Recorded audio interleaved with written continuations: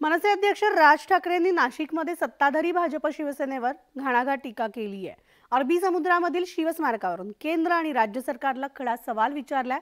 तसंच महायुतीसोबतच्या संभाव्य युतीवर सुद्धा राज ठाकरेंनी सूचक वक्तव्य केलंय। त्यामुळे आता लोकसभा निवडणुकीत मनसेचे इंजिन कोणत्या दिशेने धावणार याविषयी सस्पेन्स मात्र कायम आहे।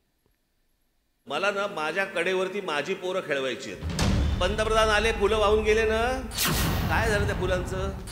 अनेक प्रार्थना स्थळांवरचे मशिदींवरचे आम्ही भोंगे काढायचं म्हटलं, बंद झाले होते हो भोंगे। पण हे डरपोक सरकार निवडणुकांचे काय निर्णय घ्यायचे ते लवकरच तुमच्या समोर मी सांगेन। नाशिकमध्ये मनसे अध्यक्ष राज ठाकरेंची तोफ धडाडली। त्यांनी सत्ताधाऱ्यांसोबत विरोधकांवरही शरसंधान साधलं। नाशिकमध्ये आयोजित पक्षाच्या वर्धापन दिन कार्यक्रमात राज ठाकरेंनी विविध मुद्द्यांवरून केंद्र आणि राज्य सरकारवर तुफान शाब्दिक हल्ला चढवला। तसंच आगामी लोकसभा निवडणुकीच्या पार्श्वभूमीवर हे सूचक वक्तव्य सुद्धा केलं। मी तुम्हाला खरं सांगतो, मला ना माझ्या कडेवरती माझी पोरं खेळवायची आहेत।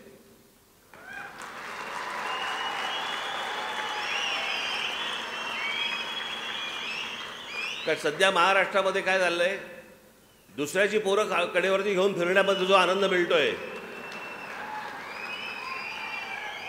तसलं सुख नकोय मला।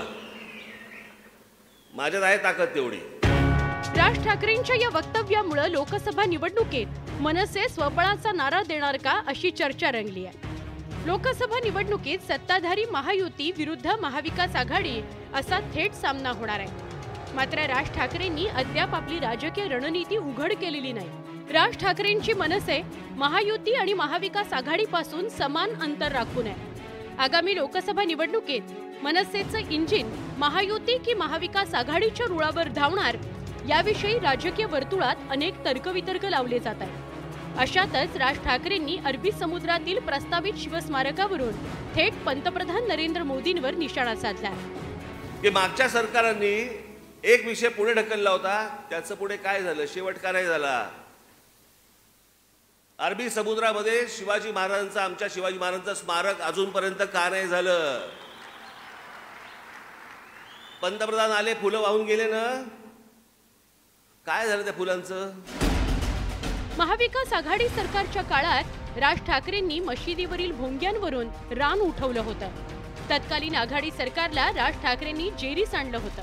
आता मनसेनं पुन्हा एकदा याच मुद्द्याला हात घातलाय। तसंच राज्य सरकारवर टीकास्त्र डागलाय।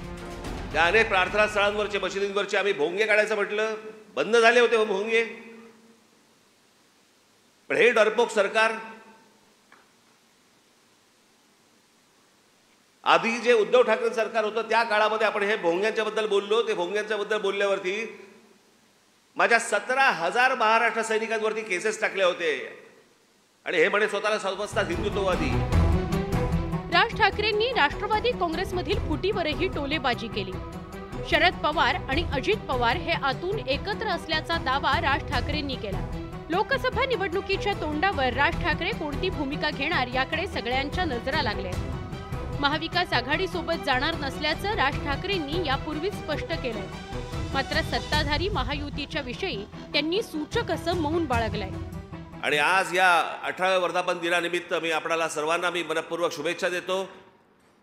येणाऱ्या निवडणुकांचे काय निर्णय घ्यायचे ते लवकरच तुमच्या समोर मी सांगेन, आणेन। तोपर्यंत आणि पुढे पण काय ठेवायचे तुम्ही? पेशन्स।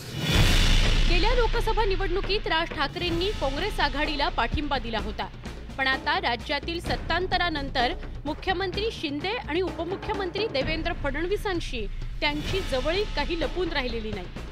त्यामुळे आगामी लोकसभा निवडणुकीत राज ठाकरे कोणती भूमिका घेतात याकडे राज्याचं लक्ष लागून राहिलेलं आहे। Bureau report, news 18 Lokmat.